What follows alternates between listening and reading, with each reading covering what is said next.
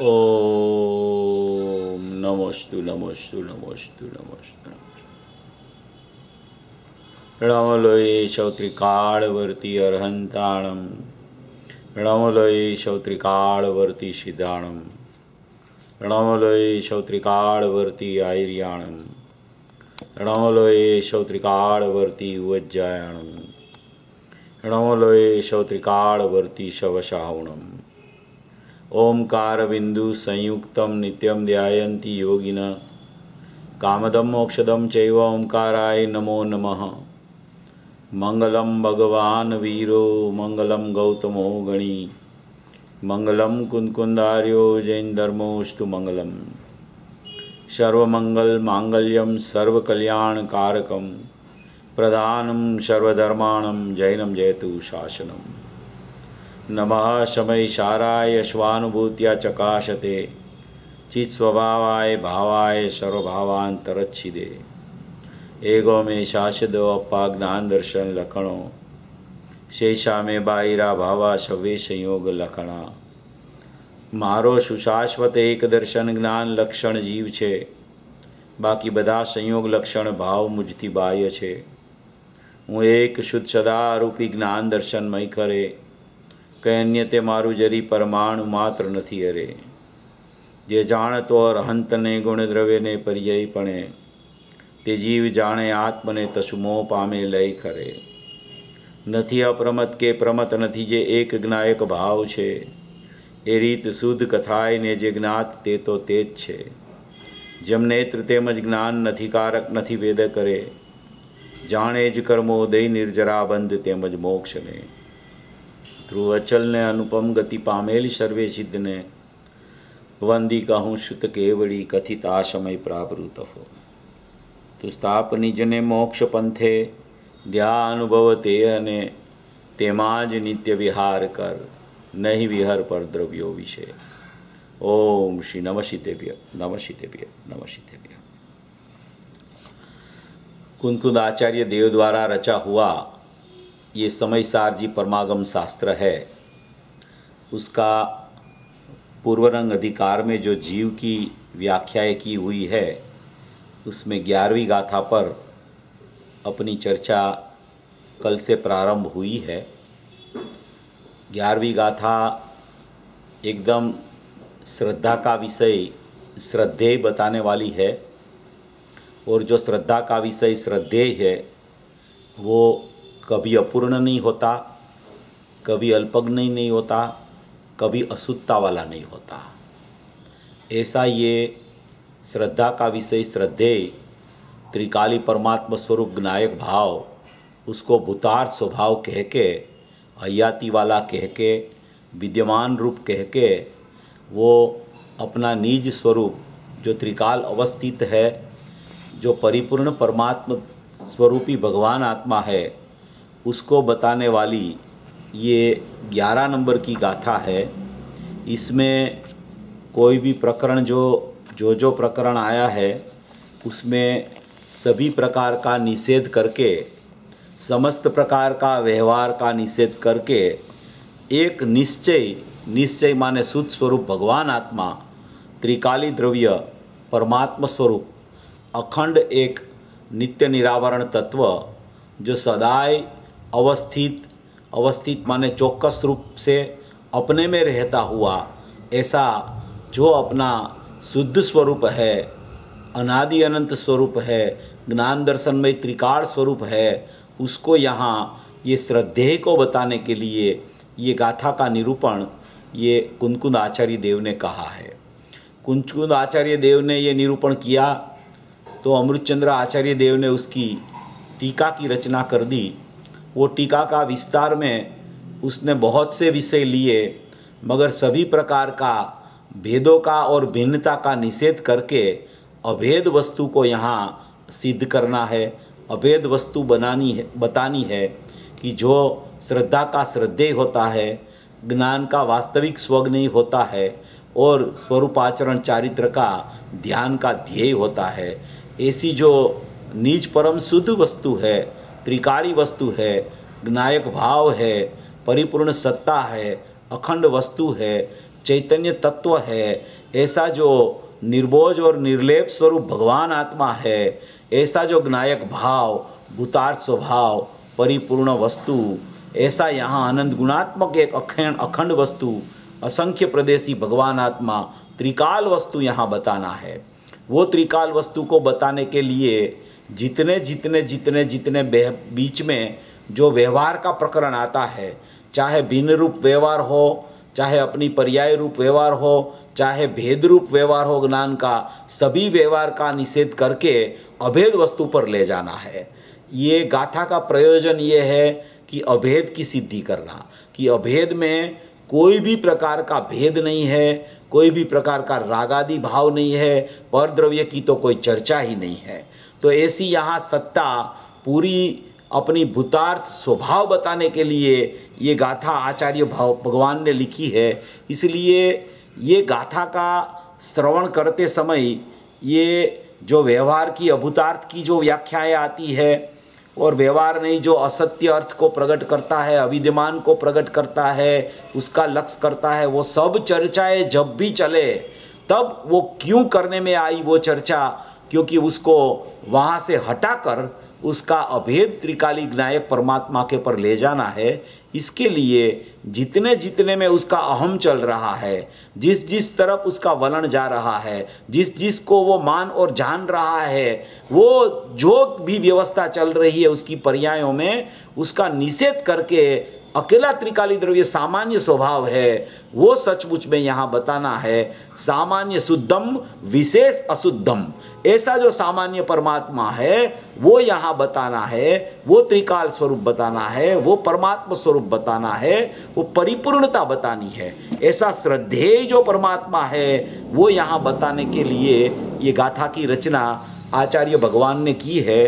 क्योंकि व्यवहार नहीं होने पर भी, व्यवहार नहीं का विषय होने पर भी उसको असत्यार्थ क्यों कहा, उसको अभूतार्थ क्यों कहा?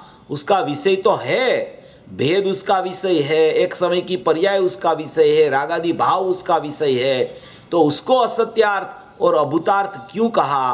क्योंकि व्यवहार नहीं भी वो ज्ञान का अंश है, तो अंश को ही यहाँ अभूतार्थ कह दिया है, पर्याय मात्र को यहाँ झूठा कह दिया है, अभूतार्थ माने असत्यार्थ कह दिया है। क्योंकि ऐसा न कहे तब तक उसकी दृष्टि के विषय त्रिकाली द्रव्य पर नहीं जाती। वो अपना एक त्रिकाल स्वभाव, अनादि अनंत स्वभाव, अकारण परमात्मा जो वर्तमान में किसी का कारण बनने के लिए नहीं जाता, पर्याय उसको कारण बनावे वो अलग है, मगर वो किसी का कारण बनने नहीं जाता। ऐसा अकारक, अवेदक और अकारण परमात्मा जो त्रिकाल ध्रुव स्वरूप सत्ता है उसकी यहाँ चर्चा, और उसको बताने के लिए ये पहले में पहले लिखा है कि व्यवहार नहीं, सघड़ाए अभूतार्थ और असत्यार्थ है। ऐसी चर्चा ये गाथा में बताने वाले हैं। अपन ने उसकी टीका कल शुरू की थी। टीका का जो पहला ही पैराग्राफ है वहाँ से अपनी शुरुआत हुई थी कि व्यवहार नहीं, सघड़ाए अभूतार्थ है, माने कि वो अभूत अर्थ को प्रकट करता है। ऐसी चर्चा कल अपन ने शुरू की थी। ये व्यवहार के जो पूज्य गुरुदेव श्री ने आज तो बहुत चर्चा ये प्रवचन में, आज के प्रवचन में जो आज की चर्चा जो आई है 37 नंबर का प्रवचन में, उसमें ये पूरा विषय आ गया है। जो व्यवहार नहीं सघड़ाए अभूतार्थ है वो कहना है, वो पूरा विषय आज पूज्य गुरुदेव श्री का प्रवचन में चारों प्रकार का व्यवहार वो किस तरीके से है, कैसा है, कहाँ हो रहा है, कैसे वर्त रहा है, उसकी पूरी चर्चा आज पूज्य गुरुदेव श्री के प्रवचन में, पूरा प्रवचन उसी से ही भरा हुआ था। चारों प्रकार के व्यवहार बताकर उसका निषेध कर रहे हैं। बताते ही नहीं तो निषेध कैसे हो सकता? अगर पर्याय होती ही नहीं तो पर्याय का निषेध कैसे हो सकता है? वेदांत जैसे मानते हैं कि पर्याय नाम की कोई वस्तु ही नहीं है, ऐसे जैन दर्शन नहीं मानता है। जैन दर्शन पर्याय का ज्ञान कराता है, पर्याय की अवस्था को बताता है, पर्याय की स्थिति भी बताता है, और पर्याय की स्थिति बतावे, पर्याय का ज्ञान करावे, मगर पर्याय द्रव्य में नहीं है वो बतावे, इसलिए कोई वेदांत मत नहीं हो जाता है। आज गुरुदेव ने उसकी भी स्पष्टता की थी। मगर यहाँ जैन दर्शन में तो द्रव्य पर्याय स्वरूप वस्तु ही अनादि अनंत रहती है, और वो अनादि अनंत वस्तु में दो भाग है, उसमें द्रव्य सत्ता है, वो मेरी खुद सत्ता है, वो मैं हूँ, और पर्याय सत्ता पलटने वाली है। अनादि काल से पर्याय सत्ता पलट रही है और ध्रुव सत्ता ऐसी की ऐसी रहती है, और अनंत काल तक ऐसा होने वाला है, पर्याय सत्ता पलटती रहेगी और ध्रुव सत्ता ऐसी न ऐसी रहेगी।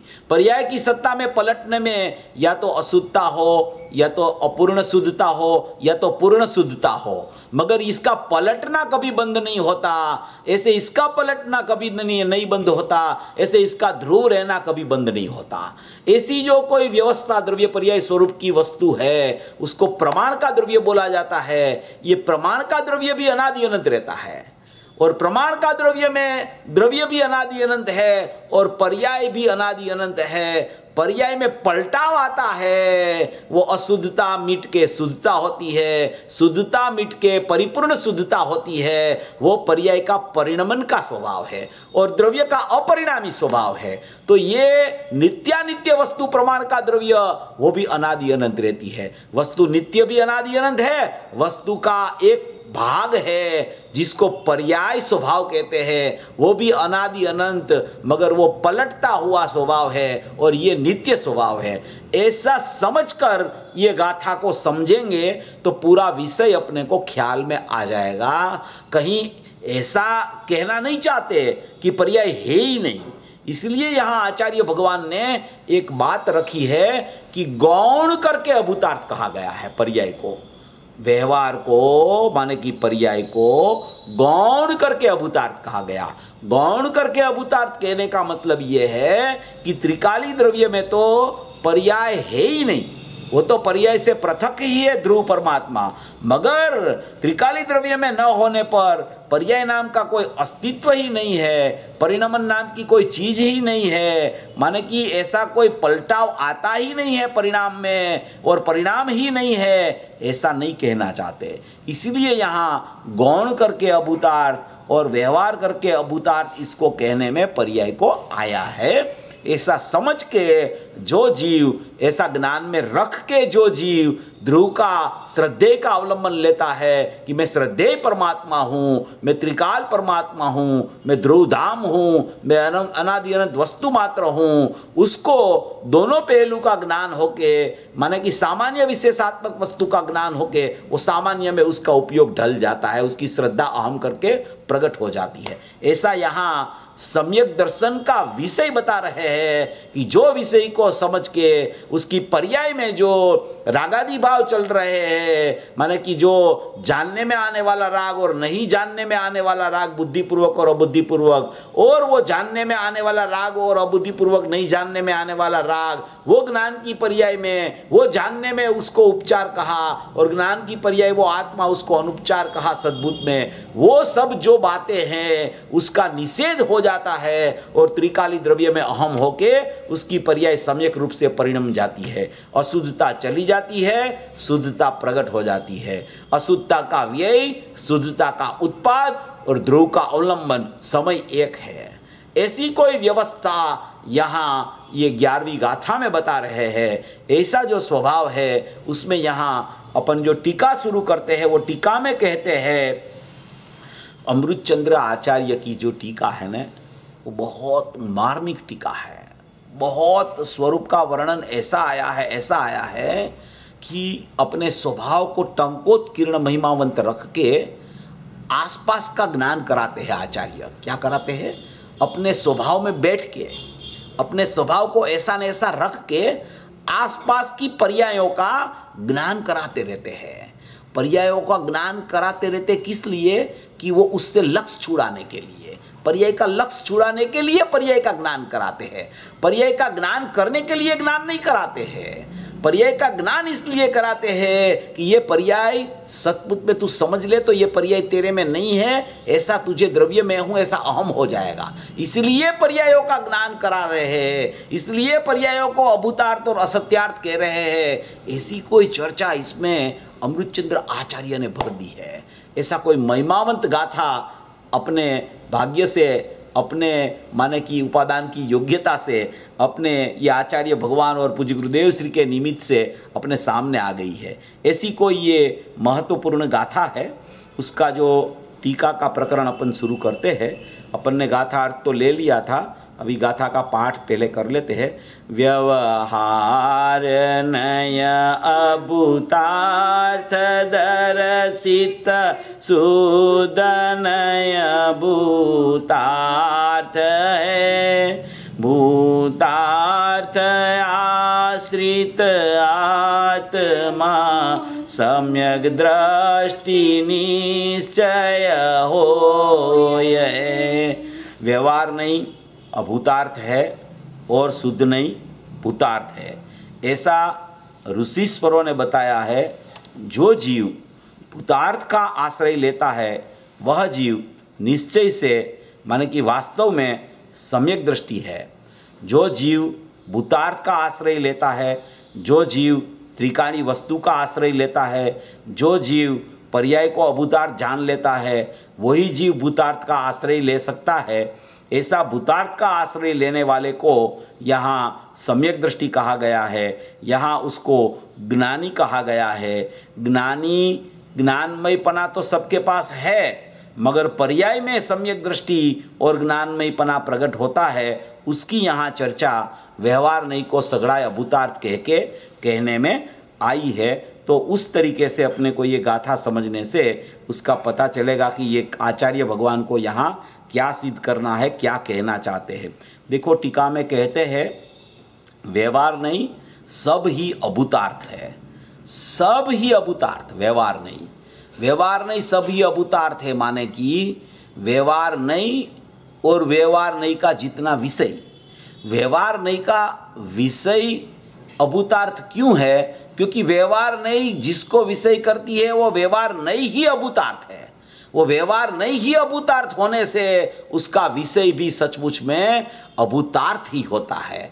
ऐसी जो व्यवहार नहीं है उसको सब ही प्रकार की व्यवहार नहीं को अभूतार्थ यहाँ कहा गया है। देखो ये व्यवहार नहीं अभूतार्थ कह के उसका 4 प्रकार अभी पूज्य गुरुदेव श्री ने बताया और ये गाथा में भी कहा जाता है। 4 प्रकार का व्यवहार नहीं का 4 प्रकार पाड़े, 4 प्रकार। कल अपने थोड़ा रात को भी देखा था अपने, आज भी थोड़ा उसको अपन थोड़ा चर्चा में ले लेते हैं। सभी प्रकार का व्यवहार नहीं अभूतार्थ है, उसका मतलब है कि 4 प्रकार का व्यवहार। 4 प्रकार का व्यवहार कौन सा? कि 2 प्रकार का असद्भुत व्यवहार और 2 प्रकार का सद्भुत व्यवहार, वो दोनों को मिला के 4 प्रकार का व्यवहार कहा जाता है। व्यवहार को अपने को लंबा नहीं करना है, मगर उसका ज्ञान करने से उसकी दृष्टि छूट जाती है। इसके लिए व्यवहार को समझना जरूरी है, क्योंकि पूज्य गुरुदेव श्री ने पूरा प्रवचन आज उसके ऊपर लिया है। उससे ही अपन सोच सकते हैं कि पूज्य गुरुदेव श्री जब इतना विस्तार करके अपने को समझाते हैं तो वो क्यों समझाते रहते हैं। ये 19 बार से समझा रहे हैं, फिर 19वीं बार में भी इतना समझाने की क्या जरूरत पड़ी है? सब लोगों ने समझ तो लिया होगा, फिर क्यों समझाते हैं कि भाई अनादि का तुझे व्यवहार का पक्ष है, तुझे निश्चय का त्रिकाली द्रव्य का परिचय नहीं है, तुझे पर्यायों का परिचय अनादि से है, सचमुच तो तुझे पर का ही परिचय है, पर्यायों का भी परिचय सचमुच में वास्तव में कैसी है ऐसा नहीं हुआ, तो तुझे द्रव्य दृष्टि में द्रव्य का परिचय तो कैसे होगा। इसके लिए यहाँ व्यवहार नहीं को पर्याय में जो भेद खड़े होते हैं वो सचमुच में भेद को बताकर उसका निषेध करने के लिए बतावे तो उसकी दृष्टि त्रिकाली भूतार स्वभाव पर चली जाए। इसके लिए यहाँ 4 प्रकार के व्यवहार की चर्चा पूज्य गुरुदेव श्री ने भी इतनी विस्तार से की है।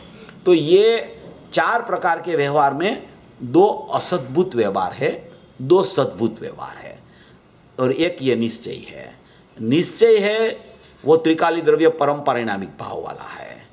ये दो प्रकार के सद्भूत व्यवहार है वो क्षयोपशम ज्ञान में चलते हैं, और ये दो प्रकार के असद्भूत व्यवहार है रागादि भाव, वो औदयिक भाव रूप चलते हैं। परम परिणामिक भाव, क्षयोपशम भाव और ये औदयिक भाव, ये तीन प्रकार के भाव विद्यमान सभी जीव में अभी है। अभवी के पास भी ये तीनों भाव प्रत्येक समय में मौजूद है। उसके पास भी परम परिणामिक भाव है, क्षयोपशमिक ज्ञान उसको भी प्रकट होता है, और औदयिक भाव भी उसको है, मगर उसको ज्ञान में परिणति प्रकट नहीं होती, इसलिए उसको सचमुच में अभवी कहा गया है। और भवी जीव को परिणति माने के शुद्धता प्रकट हो सकती है, इसलिए उसको भवी कहा गया है। तो ऐसा जो तीन प्रकार है उसमें दो प्रकार के असद्भुत व्यवहार, दो प्रकार के सद्भुत व्यवहार है। अभी असद्भुत व्यवहार क्या प्रकरण है कि अशुद्धभूत व्यवहार माने कि अपने द्रव्य की अपनी ही जो पर्याय है वो पर्याय में रागादि भाव की उत्पत्ति होती है।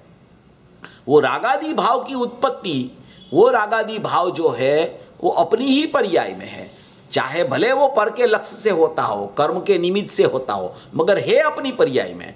अपनी पर्याय में होने से उसको औदयिक भाव बोला जाता है। अगर अपनी पर्याय में ही नहीं न हो तो औदयिक भाव भी उसको न बोला जाए, इसलिए अपनी पर्याय में है। अपनी पर्याय में होने से वो रागादि भाव का जो भेद प्रकट होता है, वो भेद में दो प्रकार के व्यवहार प्रकट होते हैं।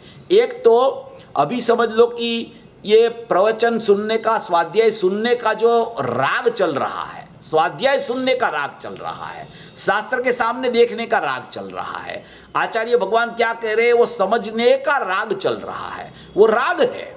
तो वो राग है वो ख्याल में आ रहा है, वो ख्याल में आ रहा है कि अभी मैं ये स्वाध्याय सुन रहा हूं, ऐसा राग चल रहा है, वो राग ख्याल में आ रहा है। वो ख्याल में आने वाला राग है उसको असद्भुत उपचरित व्यवहार कहने में आता है। असद्भुत उपचरित व्यवहार, असद्भुत क्यों कहा उसको? क्योंकि वो आत्मा में नहीं है, इसलिए उसको असद्भुत कहा। अपनी पर्याय में है, इसलिए उसको व्यवहार कहा। और वो उसको उपचार क्यों कहा? कि वो निकल जाने वाला है। असद्भुत व्यवहार उपचार, असद्भुत उपचरित व्यवहार, वो असद्भुत उपचरित व्यवहार उसको कहा जाता है क्योंकि वो विद्यमान है, वो प्रकट रूप है, ख्याल में आता है। सुनने का राग चल रहा है, वो ख्याल में आता है, इसलिए वो राग जो ज्ञान में ख्याल में आता है, इसलिए वो राग की अपेक्षा से वो ख्याल में आने वाला ज्ञान में ख्याल में आता है, इसलिए राग की अपेक्षा से ख्याल में आने वाला राग को देखे तो उसको असद्भुत उपचरित व्यवहार कहने में आता है। ये एक प्रकार राग का। अभी अपन ये शास्त्र स्वाध्याय करते हैं, सुनते हैं, परिचय करते हैं, शास्त्र के सामने अपनी नजर चलती है, उस समय जो सचमुच में जो चल रहा है प्रकरण, उस समय कि उसमें राग अभी तो ख्याल में आने वाला राग, अभी उसी समय दूसरा अंदर अबुद्धिपूर्वक राग चलता है, इसको बुद्धिपूर्वक बोलते हैं, और अबुद्धिपूर्वक राग भी अंदर है। क्या अबुद्धिपूर्वक राग किसको बोला जाता है? कि जो ख्याल में नहीं आता है मगर है सही, अगर नहीं है तो वो वितराग हो जाए। इसलिए जहां बुद्धिपूर्वक राग होता है वहां नियम से अबुद्धिपूर्वक राग की व्यवस्था अंदर में होती ही है। जैसे पूज्य गुरुदेव श्री ने आज वो देवकी नंदन जी की बात करके बहुत पंचाध्याय का आधार लेकर स्पष्ट किया था कि उसने लिख दिया कि बुद्धिपूर्वक छठे गुण स्थान में होता है और अबुद्धिपूर्वक सातवें गुण स्थान में होता है। तो पूज्य गुरुदेव श्री ने बोला कि भाई नहीं, ऐसा नहीं है। जहां बुद्धिपूर्वक छठे गुण स्थान में है तो वहां भी अबुद्धिपूर्वक राग तो है न है। बुद्धिपूर्वक जब राग प्रकट रूप हो तो उसका मतलब यह है कि अंदर में अबुद्धिपूर्वक राग भी पड़ा है। उसको बोला जाता है कि राग की अपेक्षा से असद्भुत उपचरित व्यवहार, और जो ख्याल में नहीं आने वाला राग है उसको असद्भुत अनुपचरित व्यवहार कहने में आता है। जैसे अभी जो राग ख्याल में आता है और उसके बाद वाले समय में भी राग आने वाला है, क्योंकि राग गया नहीं है इसलिए वो अंदर में विद्यमान है मगर अब अभी प्रकट रूप नहीं है। अभी वो प्रकट रूप नहीं है। जो प्रकट रूप है वो ख्याल में आता है, जो अंदर में पड़ा है मगर प्रकट रूप नहीं है उसको अवधि पूर्वक बोला जाता है। वो विद्यमान होने पर भी वो ख्याल में नहीं आता, इसलिए उसको असद्भुत अनुपचरित व्यवहार बोला जाता है। ख्याल में आने वाले राग को असद्भुत उपचरित व्यवहार कहा जाता है, ख्याल में नहीं आने वाले राग को असद्भुत अनुपचरित व्यवहार कहा जाता है। ये दो प्रकार के व्यवहार, रागादि भाव के दो प्रकार के असद्भुत व्यवहार कहे जाते हैं। अभी वो असद्भुत दो व्यवहार कहे, उसके साथ में एक ज्ञान का उपयोग भी प्रकट होता है प्रत्येक समय, ज्ञान की पर्याय भी प्रकट होती है प्रत्येक समय में। तो ये जो ज्ञान की पर्याय प्रत्येक समय में प्रकट होती है, वो ज्ञान की पर्याय में भी दो प्रकार के व्यवहार चलते हैं। वो दो प्रकार के व्यवहार कौन से कि ज्ञान की पर्याय पहले तो है सद्भुत। सद्भुत क्यों कहा उसको? क्योंकि वो ज्ञायक का भेद है, ज्ञायक का भेद है। वो ज्ञान ज्ञायक का भेद है, और वो ज्ञान है वो कभी निकल नहीं जाता, इसलिए वो ज्ञायक का ज्ञान भेद होने से उसको सद्भुत बोला। राग तो निकल जाता है इसलिए उसको असद्भुत बोल दिया, ज्ञान निकलता नहीं है इसलिए वो ज्ञायक का भेद को सद्भुत बोला। ये एक बात। बाद में सद्भुत, उपचरित और अनुपचरित दो आएगा, और व्यवहार। सद्भुत क्यों बोला? ज्ञायक का ज्ञान है इसलिए। व्यवहार क्यों बोला? क्योंकि ज्ञायक में से ज्ञान का भेद पड़ा इसलिए उसको व्यवहार कहने में आया। अभी उपचरित और अनुपचरित, अभी उपचरित ज्ञान किसे कहते हैं और अनुपचरित ज्ञान किसे कहते हैं? उपचरित क्यों कहा? कि वो राग को जानता है, ज्ञान राग को जाने। ज्ञान सचमुच में जानता है ज्ञान को, मगर उसको ऐसा लगता है कि मेरा ज्ञान राग को जानता है, मेरा ज्ञान राग को जानता है, मेरा ज्ञान राग को जानता है। तो सचमुच में उसको वो ज्ञान का जो परिणमन प्रत्येक समय में चल रहा है, वो ज्ञान का परिणमन में व्यवहार एक खड़ा होता है, वो व्यवहार को सद्भुत उपचरित व्यवहार कहने में आता है। क्योंकि वो ज्ञान को जानता है, फिर भी राग को जानता है, ऐसा उपचार आया उसके ऊपर, इसके लिए उसको सद्भुत उपचरित व्यवहार ऐसा ज्ञान कहा जाता है। ऐसा ये सद्भुत व्यवहार में ज्ञान की प्रक्रिया चल रही है। वो ज्ञान में दो प्रकार है। वो सद्भुत तो ज्ञान अपना है इसलिए सद्भुत, भेद पड़ा इसलिए व्यवहार, और राग को नहीं जानता है फिर भी मैं राग को जानता हूं, ज्ञान को जानता होने पर भी राग को जानता हूं, ऐसा उपचार आया ज्ञान के ऊपर, इसके लिए उसको सद्भुत उपचरित व्यवहार ज्ञान को बोला गया। ये एक प्रकार ज्ञान का। चार प्रकार बहुत बहुत महत्वपूर्ण है, बहुत अच्छा है चारों प्रकार। बहुत माने कि ऐसा अद्भुत प्रकार है, ऐसा महत्वपूर्ण प्रकार है, ऐसा अद्भुत प्रकार है, ऐसा अद्भुत प्रकार है कि अपने को ये समझ में आ जाए ना तो चारों प्रकार का ज्ञान भेद का निषेध होके निश्चय प्रकट हो जाता है। इसलिए दो प्रकार के असद्भुत राग आदि के, दो प्रकार के सद्भुत ज्ञान के। अभी ज्ञान में एक सद्भुत उपचार आया, अभी ज्ञान में सद्भुत अनुपचार।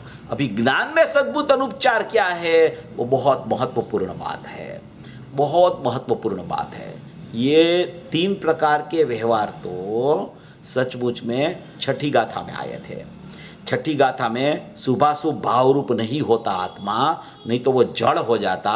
वो राग की प्रक्रिया को बताने के लिए वहाँ भी वो ऐसा व्यवहार असद्भुत व्यवहार कहा गया था, और सद्भुत व्यवहार भी वहाँ आया था कि ज्ञान राग को जाने, तो ज्ञान राग को जानता है कि ज्ञान को जानता है, वो भी प्रकरण वहाँ आया था। ये तीन प्रकार के व्यवहार छठी गाथा में आए थे।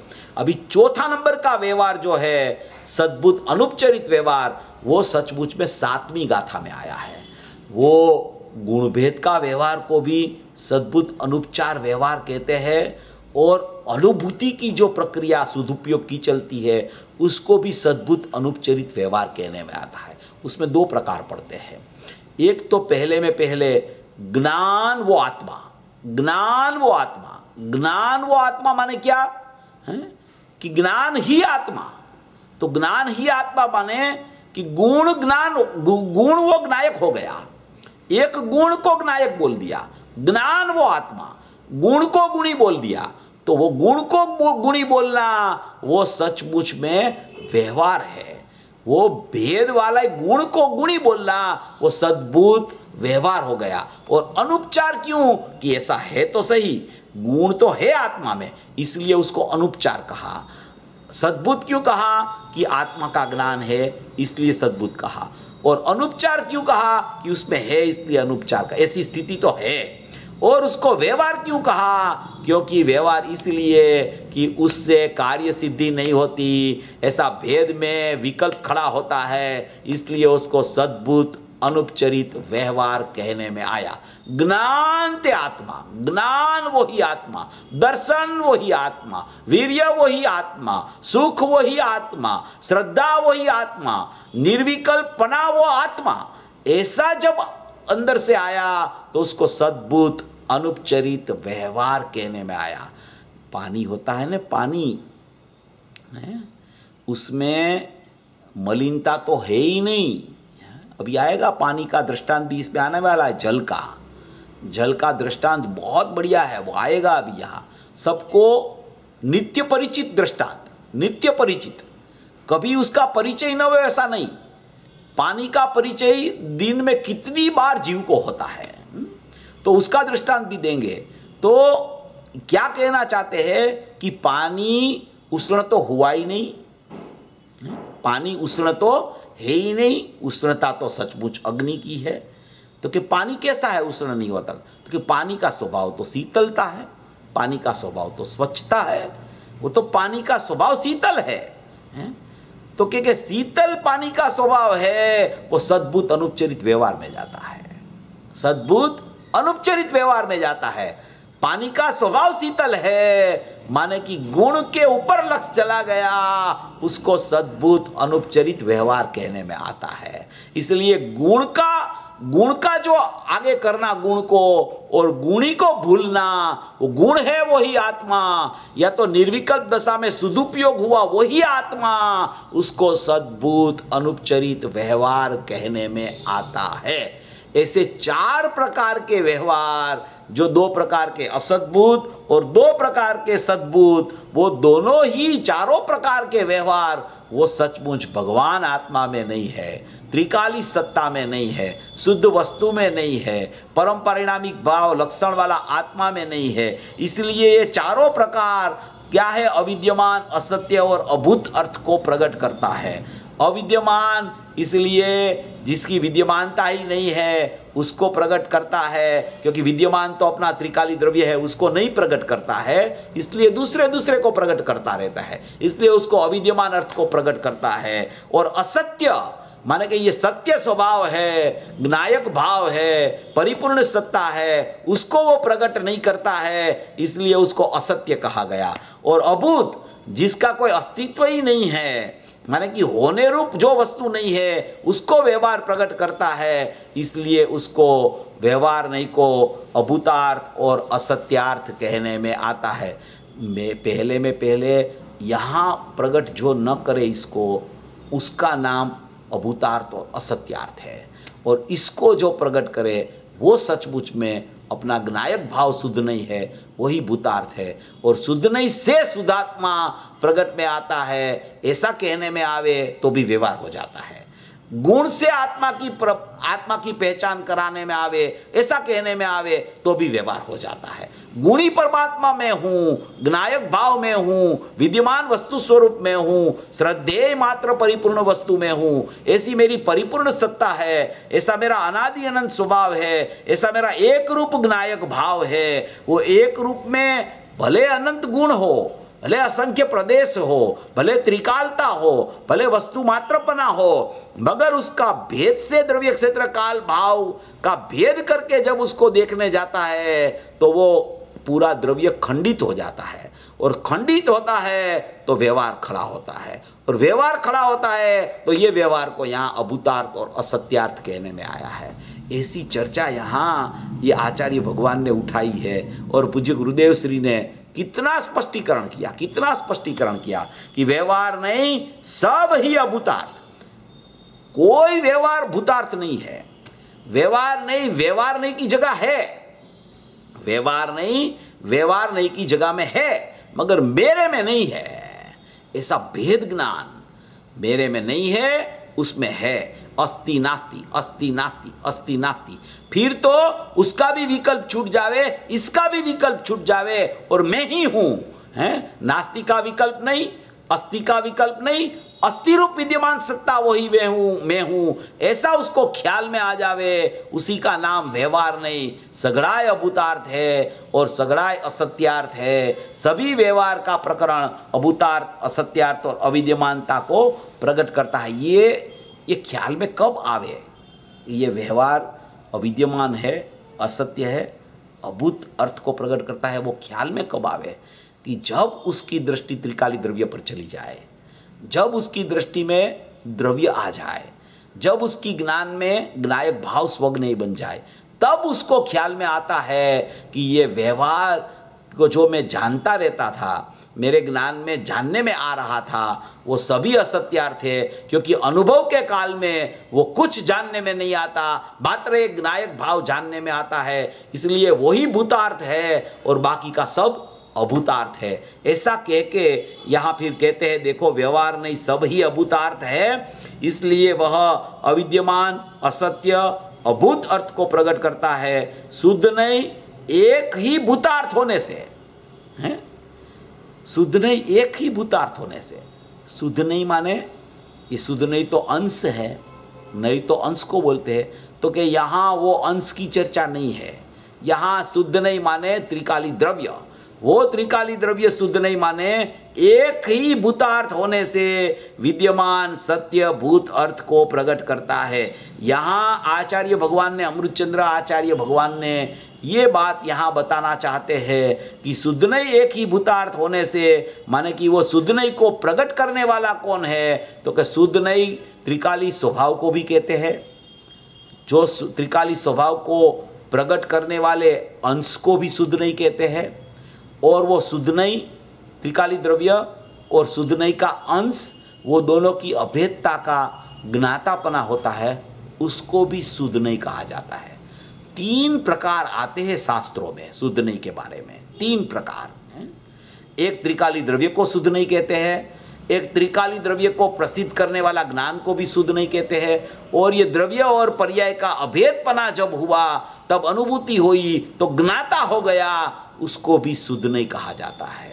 ये 3 प्रकार शास्त्रों में आए हैं। पूज्य गुरुदेव श्री ने भी बहुत जगह पे ये 3 प्रकार लिए हैं। इसलिए शुद्ध नहीं माने त्रिकाली द्रव्य, उसी को यहाँ शुद्ध नहीं बता रहे हैं कुनकुन आचार्य देव गाथा के अर्थ में।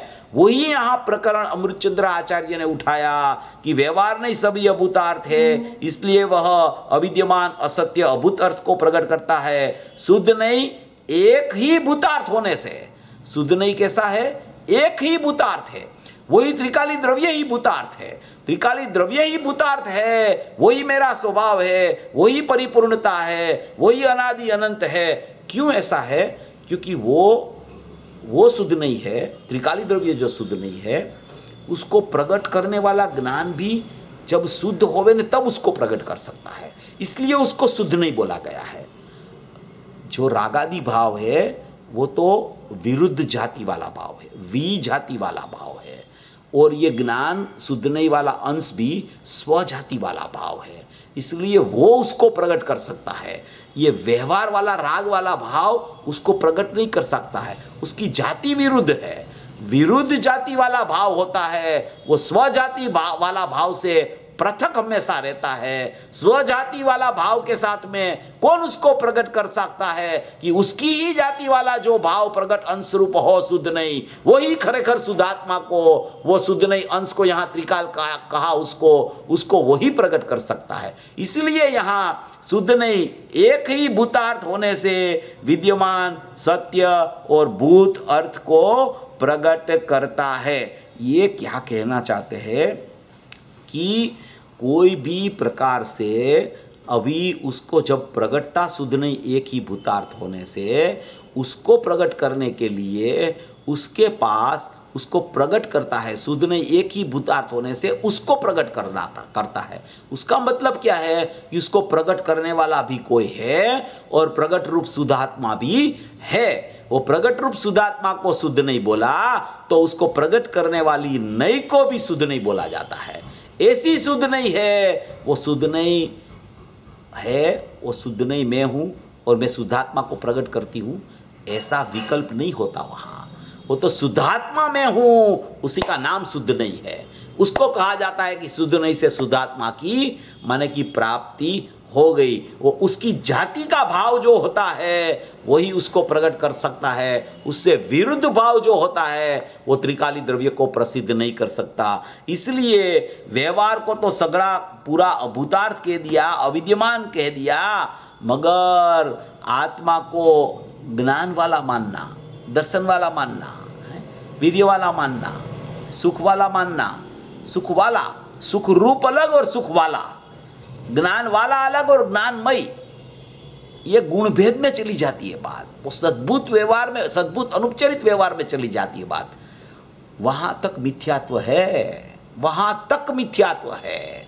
जब वो विकल्प टूटता है, असद्भुत व्यवहार तो पहले ही चला गया, सद्भुत व्यवहार में भी, अनुपचरित सद्भुत व्यवहार में भी अगर आत्मा ज्ञान, आत्मा ज्ञान, आत्मा ज्ञान वाला, आत्मा दर्शन वाला, आत्मा श्रद्धा वाला, आत्मा सुख वाला, आत्मा वीर्य वाला, आत्मा प्रभुत्व शक्ति वाला, ऐसी शक्ति के ऊपर भी उसका लक्ष्य जाता है, शक्ति का भेद पड़ता है, तो वो भेद में सचमुच में अभेद ख्याल में नहीं आता। इसलिए आया सद्भुत अनुपचार का भी निषेध करके मैं एक ही शुद्ध नई स्वरूप का परमात्मा त्रिकाल हूं, ऐसा जो प्रसिद्ध करते हैं उसको शुद्ध नहीं कहा जाता है। वो शुद्ध नई से प्रसिद्ध करने वाली शुद्ध नई को देखो तो वो सद्भुत अनुपचार है, और प्रस्तुत करने वाला ज्ञायक भाव है उसको देखो तो वो शुद्ध नई स्वरूप त्रिकाली भगवान आत्मा है। और वो दोनों को अभेद करके देखो तो वो दोनों को भी शुद्ध नहीं कहा जाता है। इसलिए जहां जहां शुद्ध नहीं शब्द आवे उसको कौन सी अपेक्षा से वहां कहने में आया है वो अपने को ख्याल में होना चाहिए। यहाँ जो शुद्ध नहीं की चर्चा आई है ना, वो शुद्ध नहीं की चर्चा यहाँ प्रकट होने वाले रूप में यहाँ बताई गई है। यहाँ जो शुद्ध नहीं एक ही भूतार्थ होने से विद्यमान सत्य भूत अर्थ को प्रकट करता है। शुद्ध नहीं एक ही भूतार्थ होने से विद्यमान सत्य और भूत अर्थ को प्रकट करता है। देखो गुरुदेव ने भी उसका खुलासा बहुत अच्छी तरह से लिया है। अपन थोड़ा उसको भी देखें ना तो अपने ख्याल में आ जाएगा कि पूज्य गुरुदेव श्री ने भी यहाँ ये चीज़ बहुत अच्छी तरह से सिद्ध की है। ये कहना क्या चाहते हैं कि एक त्रिकाली द्रव्य अपनी ज्ञान की पर्याय में, अपनी श्रद्धा में प्रकट होना चाहिए। जब तक वो प्रकट नहीं होता तब तक व्यवहार में ही जीव मग्न रहता है, व्यवहार का ही आश्रय उसको चलता रहता है। इसलिए यहाँ ये भेद का निषेध करके अभेद को बताने की प्रक्रिया पूरी सचमुच ये आचार्य भगवान ने यहाँ बताई है अपने को। ये बहुत सी बातें ऐसी होती है कि अपन पढ़ लेते हैं तो अपने को ख्याल में नहीं आता है, मगर जब गुरुदेव का प्रवचन सुनते हैं और गुरुदेव का प्रवचन में से अपने को यहाँ जो विषय बताना चाहते हैं वो अपन एकदम अपना उपयोग को स्थिर करके जो अपन समझ में लेवे तब उसको अपने को ख्याल में आता है कि यहाँ बताना क्या चाहते हैं। इसलिए यहाँ जो कहना चाहते हैं कि शुद्ध नहीं एक ही भूतार्थ होने से वो सचमुच सत्य और विद्यमान अर्थ को प्रकट करती है, क्योंकि जब तक वो व्यवहार को प्रकट करती रहती है तब तक उसको अशुद्ध नहीं बोला जाता है। भेद को जब तक प्रकट करती रहती है तब तक वो व्यवहार नहीं और अशुद्ध नहीं हो जाती है। शुद्ध त्रिकाली द्रव्य को जब वो प्रसिद्ध करती है तब ही उसका नाम शुद्ध नहीं पड़ता है। इसलिए यहाँ उसको शुद्ध नहीं कहा गया है। पूज्य गुरुदेव श्री का भी इसमें आया है, उसको अपन देख लेंगे थोड़ा। इसमें ये मेरे ख्याल से कल के प्रवचन में वो आने वाला है। शुद्ध नहीं एक ही भूतार्थ है, क्योंकि आज तो पूज्य गुरुदेव श्री ने चारों प्रकार के व्यवहार की ही पूरी चर्चा की थी। देखो यहाँ जो हिंदी में 482 नंबर के पेज पर नीचे पूज्य गुरुदेव श्री ने बताया है कि शुद्ध नहीं एक ही भूतार्थ, इस प्रकार शुद्ध नहीं एक ही सच्चा होने से, शुद्ध नहीं एक ही भूतार्थ, इस प्रकार शुद्ध नहीं एक ही सच्चा होने से ऊपर कह दिया उसने कि सुधनई एक ही शब्द है, उसका मतलब क्या है? एक ही यह अन्य जगह आचार्य सुधनई का भेद करे, इसमें टीका में और अर्थ में आएगा। अशुद्ध नहीं भी फिर अशुद्ध नहीं को पर्याय नहीं कहकर व्यवहार नहीं कहना, ऐसा कहा है। अर्थात क्या? त्रिकाली वस्तु को स्वीकार कराने को पर्याय और पर्याय के भेदों की अपेक्षा किए बिना, उनका लक्ष्य छोड़े बिना, त्रिकाली ज्ञायक भाव की दृष्टि न हो और प्रयोजन तो ज्ञायक भाव का अनुभव करके सम्यक दर्शन है। त्रिकाल ज्ञायक चैतन्य सत महाप्रभु सर्वोत्कृष्ट परम पारिणामिक शुद्ध पारिणामिक परम भाव, शुद्ध सहज स्वभाव परम भाव, शुद्ध सहज परम भाव त्रिकाल, उसका आश्रय लेने से सम्यक दर्शन होता है। देखो, ये आश्रय की बात हमेशा ये प्रवचनों में आएगी, क्योंकि आश्रय के बिना शुद्धात्मा ख्याल में नहीं आता। जब तक पर्याय पर का लक्ष्य करती है तो पर का आश्रय से प्रकट हुई ऐसा कहने में आता है, और वो पर्याय दूसरे समय में स्व का लक्ष्य करती है, स्व का आश्रय करती है, तब उसको सम्यक दर्शन ज्ञान चारित्राणी मोक्ष मार्ग प्रकट होता है। धर्म की प्रथम सीढ़ी वहां से प्रारंभ होती है, इसलिए उसे सुधनई एक ही है। समझ में आया? ऐसा मार्ग अभी आया प्रकरण। सुधनई एक ही भूतार्थ, इस प्रकार सुधनई एक ही सच्चा होने से फिर यह भी 483 नंबर के पेज पर अभी फिर यह भी होने से सुधनई एक ही सच्चा होने से सत्य अर्थात विद्यमान सत्य भूत अर्थ को प्रकट करता है। सुधनई अर्थात की जो ज्ञान का अंश भाग, वह सुधनई एक ही है। देखो यहां क्या कहते हैं, यहां ज्ञान का अंश को सुधनई कहते हैं, क्योंकि वो सुधनई शुद्धात्मा को प्रसिद्ध करती है। जो शुद्धात्मा को प्रसिद्ध करती है उसका नाम सुधनई है। शुद्धात्मा को भी पहले सुधनई बोला, अभी शुद्धात्मा को प्रकट करने वाला अंश को भी यहां सुधनई बोला। इसलिए इसमें सुधनई जब बोले तो त्रिकाली द्रव्य की अपेक्षा है यहाँ, कि इसमें पर्याय के अंश की अपेक्षा है, वो अपने थोड़ा ख्याल में होना चाहिए। सुधनई अर्थात कि जो ज्ञान का अंश भाग, वह सुधनई एक ही है, क्योंकि यह सुधनई त्रिकाली भूतार्थ वस्तु है, सत्य है, एक रूप है।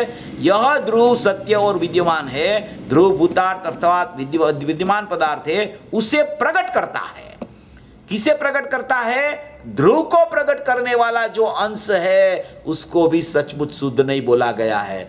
शुद्ध नहीं से शुद्धात्मा अनुभव में आता है, इसलिए शुद्ध नहीं के ऊपर दृष्टि नहीं करना है, पर्याय का अंश के ऊपर दृष्टि नहीं करना है। मैं शुद्धात्मा हूं, उसका नाम शुद्ध नहीं है। मैं परिपूर्ण परमात्मा हूं, उसका नाम शुद्ध नहीं है। मैं ध्रुव चैतन्य आत्मा हूं, उसका नाम शुद्ध नहीं है। मगर जब आश्रय की बात आती है, जब लक्ष्य की बात आती है, तब वो अशुद्ध नहीं पर का लक्ष्य करती है, रागादि पर्यायों का लक्ष्य करती है। गुणभेद का लक्ष्य करने वाले को भी अशुद्ध नहीं बोला जाता है।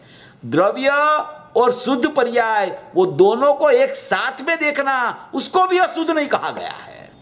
द्रव्य और पर्याय, द्रव्य और शुद्ध पर्याय, द्रव्य और शुद्ध पर्याय, वो शुद्ध पर्याय ने शुद्ध त्रिकाली द्रव्य को अनुभव किया, ऐसा जो प्रकरण है उसको भी देखने वाली नहीं है, उसको अशुद्ध नहीं कहने में आया है।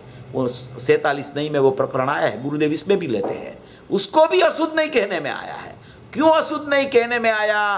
क्योंकि अकेले द्रव्य को देखे वही शुद्ध नहीं है, पर्याय को मिला के भी द्रव्य को देखे तो वो अशुद्ध नहीं है, पर्याय को अकेले को देखे वो भी अशुद्ध नहीं है, और त्रिकाली द्रव्य को अकेले को देखे उसको शुद्ध नहीं कहने में आता है। इसलिए यहां कहते हैं कि एक रूप है, वह ध्रुव सत्य और विद्यमान है, ध्रुव भूतार्थ अथवा विद्यमान पदार्थ है, उसे प्रकट करता है। अरे फिर से शुद्ध नहीं तो पर्याय को कहा है ना महाराज। श्रोता ने प्रश्न किया कि शुद्ध नहीं को पर्याय को कहा है ना महाराज, तो गुरुदेव उत्तर देते हैं कि पर्याय है, परंतु पर्याय का लक्ष्य चुराकर पर्याय की दृष्टि द्रव्य ऊपर जाती है। पर्याय का लक्ष्य चुराकर पर्याय में जो प्रकरण हो रहा है, एक समय का पर्याय का परिणमन है, उसका लक्ष्य चुराकर उसकी दृष्टि माने नजर, उसकी दृष्टि में त्रिकाली द्रव्य आ गया, दृष्टि का विषय दृष्टि में आ गया, उसकी दृष्टि द्रव्य ऊपर जाती है, उसका नाम शुद्ध नहीं है। दृष्टि द्रव्य ऊपर जाती है उसका नाम शुद्ध नहीं है, माने शुद्ध नहीं तो ज्ञान का अंश है, मगर जब दृष्टि द्रव्य पर जाती है उसी समय शुद्ध नहीं से शुद्धात्मा को जाना, ऐसा कहने में आता है। इसलिए उसको शुद्ध नहीं कहा गया, उसके बिना सम्यक दर्शन होता नहीं, ऐसा कहते हैं। जब तक दृष्टि शुद्ध नहीं का भगवान स्वरूप शुद्ध नहीं स्वरूप है ऐसा त्रिकाली द्रव्य पर दृष्टि नहीं जाती, तब तक उस अंश का नाम भी शुद्ध नहीं पड़ता, इसलिए उसके बिना सम्यक दर्शन होता नहीं। ऐसा यहाँ ये शुद्ध नहीं एक ही भूतार्थ है और व्यवहार नहीं सगड़ाए अभूतार्थ है, ऐसा यहाँ कहना चाहते हैं। और ये बात करके ये बताना क्या है कि जो आग्रह चलता है ना जीव का, पर्याय का भेद का, राग का, अंश को समझने का, अंश को समझना वो अलग चीज है, अंश में अहम करना वो अलग चीज है। अंश को समझने से अंश में अहम नहीं होता, ये समझना, ये बहुत मार्मिक बात कह रहा हूं। ऐसा नहीं है कि अंश को समझने से दृष्टि वहां हो जाती है, ऐसा नहीं होता है। अंश को समझना एक अलग बात है और अंश में अहम करना एक अलग बात है। अंश क्या कर रहा है, ज्ञान का प्रकरण कैसे चल रहा है, रागादि भाव कैसे चल रहे हैं, उसको ज्ञान कैसे जानने के लिए प्रवृत्तिशील सद्भुत उपचार में चला जाता है, और ज्ञान वही आत्मा ऐसा भेद रूप परिणमन कैसे चलता है, वो एक बार समझ लेना। दो प्रकार के असद्भुत व्यवहार और दो प्रकार के सद्भुत व्यवहार, दो प्रकार के राग के व्यवहार, दो प्रकार के ज्ञान के व्यवहार, वो असद्भुत और सद्भुत चारों प्रकार के व्यवहार समझ लेना। वो समझने में दृष्टि उस पर नहीं चली जाती है, वो समझने से ख्याल आता है कि ये भेद रूप है, ये व्यवहार है, उस पर मेरी दृष्टि लगती हो तो मुझे लगानी नहीं है, मेरी दृष्टि मेरे त्रिकाली स्वभाव पर जानी चाहिए। इसलिए ये व्यवहार नहीं को सगड़ा अभूतार्थ कहा और गुरुदेव ने इतना स्पष्टीकरण किया, क्योंकि उसको समझने से ही अगर पर्याय दृष्टि हो जावे तो समझना ही बंद हो जावे, तो उपदेश, ज्ञानी लोग उपदेश देना ही बंद कर देवे। ऐसा नहीं होता है, ऐसा कोई आग्रह नहीं रखना कि ये कुछ समझने की जरूरत ही नहीं है, राग को भी नहीं समझना है, ज्ञान का भेद को भी नहीं समझना है, अपने को तो एक त्रिकाली द्रव्य ही है, ऐसा नहीं है त्रिकाली द्रव्य एक ही, मगर वो स्वभाव है, उस पर दृष्टि करने के लिए दृष्टि का विषय बता रहे हैं। जब तक तेरी दृष्टि बाहर चलती है तो बाहर की सत्ता बताकर, उसका ज्ञान बताकर, वहां से दृष्टि छोड़ाने के लिए वहां उसका ज्ञान करा रहे हैं, वहां दृष्टि करने के लिए नहीं ज्ञान करा रहे हैं। वहां दृष्टि करने के लिए ज्ञान कराते हो तो उसने को समझने की जरूरत नहीं है, मगर वहां से दृष्टि छुड़ाने के लिए उसका ज्ञान कराते हैं कि तेरा परिणमन में अभी रागादि भाव भी चल रहा है, अभी ज्ञान भी चल रहा है, मगर भूतार स्वभाव तो शुद्ध नहीं स्वरूप एक भगवान आत्मा ही भूतार स्वभाव है। वो एक ही विद्यमान होने से, एक ही भूतार्थ होने से, एक ही सत्य होने से वो शुद्ध नहीं से शुद्धात्मा ख्याल में आता है। मैं शुद्धात्मा हूं ऐसा ख्याल में आवे उसको शुद्ध नहीं कहा जाता है। मैं शुद्धात्मा श्रद्धेय हूं ऐसी दृष्टि पड़े तो उसको शुद्ध नहीं का परिणमन चालू हो जाता है। ऐसा यहां बताना चाहते हैं। इसलिए ये मध्यस्थता से अपने को विचार करके इसका निर्णय करना चाहिए। जब तक मध्यस्थता से विचार करके जीव निर्णय नहीं करता है तो कहीं ना कहीं पक्ष में उसकी गाड़ी चलने लगती है, और वो पक्ष में उसको माने कि ऐसी शांति थोड़ी थोड़ी दिखने में आती है आकुलता, मगर उसको ऐसा लगता है कि मेरे को यह समझने की जरूरत नहीं है, क्योंकि ऐसा मैं हुई नहीं तो फिर मैं उसको क्यों समझूं। ऐसा नहीं है, ऐसा मैं हुई नहीं, वो समझ के आता है, ऐसा मैं हुई नहीं, समझे बिना वो नहीं आता है। इसलिए आचार्य भगवान और पूज्य गुरुदेव श्री उसका विस्तार करके समझा रहे हैं। बार बार कल के प्रवचन में भी गुरुदेव ने आखिरी में ये चर्चा छेड़ी थी, और आज के प्रवचन में भी पूरा प्रवचन उसके ऊपर पूज्य गुरुदेव श्री का आ गया। इसके लिए यहाँ जो समझाना चाहते हैं उस तरीके से अपने को इसको समझना चाहिए। जब तक अपन उस तरीके से नहीं समझेंगे तब तक अपने को क्या है कि विकल्प की परिपाटी खड़ी होती रहेगी, उसमें एकत्व खड़ा होता रहेगा और अपने को लगेगा कि अपन आगे बढ़ते हैं, मगर अपन नहीं आगे बढ़ते होते हैं। क्योंकि आगे तो वो बढ़ सकता है जिसको सम्यक दर्शन प्रकट हुआ हो, वो आगे बढ़ता है। विकल्पों में आगे बढ़ने की कुछ प्रक्रिया ही नहीं होती कि मंद विकल्प हो गया और ये तीव्र विकल्प था वो मंद विकल्प हो गया तो मैं आगे बढ़ गया, ऐसा कुछ होता ही नहीं विकल्पों में। विकल्प मात्र संसार है, विकल्प मात्र दुख का कारण है, विकल्प मात्र चार गति का परिभ्रमण का कारण है। इसलिए विकल्प में कहीं सुख नहीं होता। जैसे मंद कसाई चले, जैसे विकल्पों की परिपाटी दूर दूर तक चलती हो, वैसे अंदर के ही विकल्प चलने लगे तो ऐसा लगे कि मैं तो अभी यही विकल्प करता हूँ, बाहर का विकल्प मैंने छोड़ दिया है, तो वो विकल्प की अग्रता उसको हुई है, उसमें शुद्धात्मा विद्यमान नहीं हो सकता।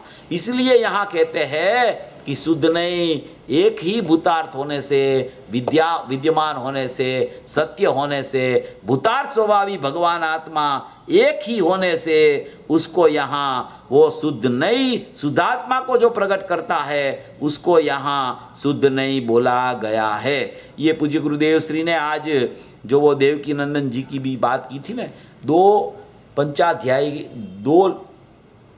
पंचाध्याय का स्पष्टीकरण मक्खनलाल जी ने भी किया है और देवकी नंदन जी ने भी किया है।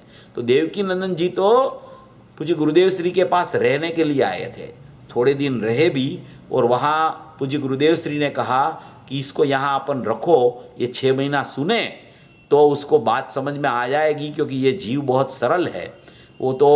वो उसको बोला ऐसा, तो फिर बोले कि मैं वहाँ इंदौर के थे, वो वहाँ जाके मैं आता हूँ, मगर फिर उसका देह परिवर्तन हो गया, इसलिए फिर वो नहीं आ सके। मगर वो इतने सरल थे कि पूज्य गुरुदेव श्री ने बोला कि ये बुद्धिपूर्वक राग जहाँ होता है 6वें गुणस्थान में, तो यहाँ वहाँ नियम से अबुद्धिपूर्वक होता है। तो उसने स्वीकार कर लिया कि हम तो पंडित लोग हैं, हमारी तो निमित्ताधीन पढ़ाई है, तो हमको तो जो विचार आता है वो लिख देते हैं। ऐसा उसने कबूल किया, ऐसा हम लिख देते हैं। गुरुदेव ने बोला कि ऐसा नहीं होता है भाई, ये मार्ग ऐसा नहीं है, ये जिनेंद्र परमात्मा का मार्ग का प्रवाह चलते चलते चलते यहाँ तक आया है। आप ऐसा लिखते हो कि 6वें गुणस्थान में बुद्धिपूर्वक राग है और 7वें में अबुद्धिपूर्वक है, उसका मतलब ये हो गया कि बुद्धिपूर्वक राग हो 6वें में तब अबुद्धिपूर्वक नहीं होता है। तो ऐसा प्रकरण नहीं है, बुद्धिपूर्वक हो वहाँ तो अबुद्धिपूर्वक होता ही है, और 7वें से अबुद्धिपूर्वक श्रेणी में भी अबुद्धिपूर्वक राग चलता है जब तक यथाख्यात चारित्र न हो तब तक। मगर ये सब कब शुरू होता है? सम्यक दर्शन से शुरू होता है। सम्यक दर्शन कब होता है? कि शुद्ध नहीं, एक ही भूतार्थ है, व्यवहार नहीं, सब प्रकार का व्यवहार नहीं, अभूतार्थ और अविद्यमान अर्थ को प्रकट करता है। ये जब तक उसके ख्याल में नहीं आता तब तक उसको सचमुच में ये विषय पकड़ में नहीं आता। इसलिए यहाँ पूरा जो ये 11वीं गाथा का प्रकरण है उसमें पूरा माने कि व्यवहार नहीं को अभूतार्थ कह के, शुद्ध नहीं को भूतार्थ कह के, एक ही भगवान आत्मा भूतार्थ स्वभावी, वही भूतार्थ होने से विद्यमान सत्य और भूत अर्थ को प्रकट करता है, ऐसा कहने में यहाँ आया है। क्योंकि क्या है कि एक त्रिकाली द्रव्य, एक वर्तमान पर्याय में ज्ञान और एक राग आदि भाव, ये 3 की चर्चा इसमें बार बार ये गाथा में आएगी। अपने को ये 3 भाव को समझकर एक भाव की ओर जाना है। 3 भाव को समझकर, 3 भाव को ज्ञान में समझकर और अपनी दृष्टि शुद्धात्मा पर, शुद्ध नई स्वरूप अखंड परमात्मा है, उस तरफ जानी चाहिए। इसके लिए यहाँ ये सब चर्चा, ये सब अर्थ यहाँ ये गाथा के अनुसार पूज्य गुरुदेव श्री ने कहा है। चारों प्रकार का व्यवहार की इतनी गंभीर चर्चा करके पूज्य गुरुदेव श्री ने इतना विस्तार करके फिर बाद में शुद्ध नहीं एक ही भूतार्थ है। अभी एक ही भूतार्थ कहा तो फिर इसको याद करने की जरूरत नहीं बार बार कि ऐसा तो व्यवहार है न, ऐसा तो व्यवहार है न, ऐसा तो राग है न, ऐसा तो ज्ञान का अंश है न। उसी का नाम पर्याय दृष्टि है। एक बार समझ ले कि रागादि भाव मेरे में चलता है, जब तक यथाख्यात चारित्र नहीं होगा तब तक अबुद्धिपूर्वक राग चलेगा, गुणस्थान की परिपाटी जैसे जैसे 7वें से आगे चलेगी तो, और जब तक बुद्धिपूर्वक राग होगा तब तक अबुद्धिपूर्वक तो होगा ही। इसलिए अबुद्धिपूर्वक तो माने कि 12वें गुणस्थान तक चलता है, और बुद्धिपूर्वक जो छठवें गुणस्थान तक चलता है, अबुद्धिपूर्वक तो होता ही है। उसके बाद में जो प्रक्रिया चलती है वहाँ श्रेणी में अबुद्धिपूर्वक राग चलता है। तो ऐसी चर्चा यहाँ ये शुद्ध नहीं एक ही भूतार्थ होने से विद्यमान सत्य और भूत अर्थ को प्रकट करता है। व्यवहार नहीं सभी अभूतार्थ है, इसलिए वह अविद्यमान असत्य अभूत अर्थ को प्रकट करता है, और शुद्ध नहीं एक ही भूतार्थ होने से विद्यमान सत्य और भूत अर्थ को प्रकट करता है। ऐसी चर्चा यहाँ ये टीका में हुई। अभी वो दृष्टांत बताने वाले हैं, वो दृष्टांत की चर्चा अपन रात को लेंगे। दृष्टांत भी बहुत अच्छा है, जल का दृष्टांत है, बहुत बढ़िया दृष्टांत है। वो दृष्टांत की चर्चा अपन रात को लेंगे। सभी जीव ऐसा व्यवहार और निश्चय का स्वरूप समझकर अपने शुद्धात्मा में मग्न होवे, ऐसी मंगल भावना।